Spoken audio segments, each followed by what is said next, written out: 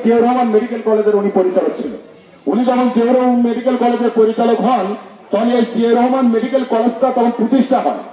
তৎকালীন সময় খালেদা জিয়া প্রধানমন্ত্রী এবং তারেক রহমান ওনাকে একজন স্বচ্ছ ক্লিন পরিচ্ছন্ন সৎ মানুষ হিসেবে এই জিয়াউর রহমান মেডিকেল কলেজের দায়িত্ব ওনাকে অর্পণ করেন। উনি প্রায় 100 কোটি টাকা 500 কোটি টাকার উনি কাজ করেছেন, অনেক লোককে চাকরি দিয়েছেন।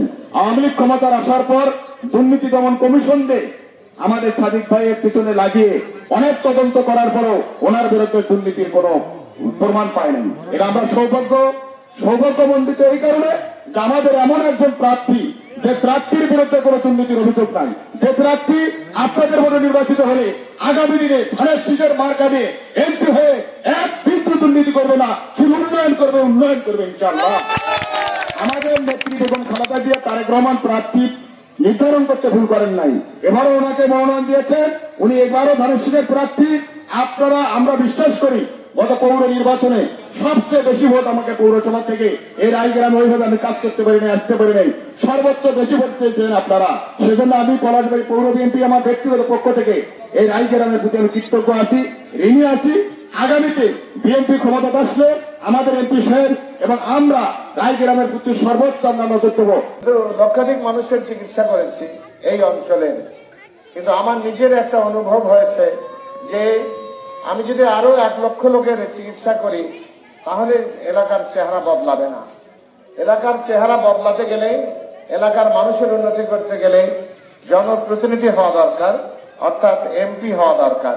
কারণ এলাকার বর্তমান শাসন ব্যবস্থায় এলাকার উন্নয়নের চাবি থাকে এমপিদের হাতে, এবং সেই এমপিরা, আমরা তো এমপি আমাদের ছিল, এমন তো নয় যে এমপি কখনো ছিল না। আমরা স্বাধীনতার পর থেকে অনেক এমপি দেখেছি, কিন্তু আমাদের দুর্ভাগ্য সেই এমপিরা তারা এলাকার মানুষের সাথে তাদের যে দায়িত্ব যেটা ছিল সে দায়িত্ব তারা সঠিকভাবে পালন করেন নাই, এবং জনগণের জন্য যে বরাদ্দ সে বরাদ্দ জনগণের জন্য ব্যয় করা হয় নাই, সেটা আত্মসাৎ করা হয়েছে। এবং আত্মসাৎ করে ভ্যানিটি ব্যাগ ভরেছেন, বিদেশে পাচার করেছেন, বিদেশে বাড়ি করেছেন, সেগুলো সবই আপনাদের টাকা, এবং হাজার হাজার কোটি টাকা বিদেশে পাচার হয়ে গিয়েছে। টাকাগুলো যদি দেশে থাকতো তাও দেশের মানুষ হয়তো ওই টাকার কিছু সুফল পেত, কিন্তু টাকাগুলো দেশেও নাই। এই অবস্থার এই কারণে আমি এমপি হতে চাই যে আল্লাহর ইচ্ছায় আমি আমার এলাকার মানুষের, এই দরিদ্র এলাকার মানুষের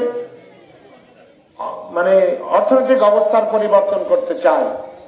আমাদের জনসংখ্যার 50% হচ্ছে মহিলা। আপনাদেরকে স্বাবলম্বী এবং উপার্জনক্ষম যদি আমরা না করতে পারি তাহলে পরিবারের কোনো উন্নতি হবে না।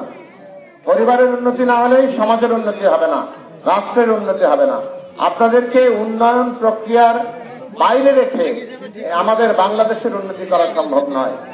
সেই কারণে বিএনপি এবং আমরা মহিলাদের কর্মসংস্থানকে আমরা সর্বাধিক গুরুত্ব দিচ্ছি।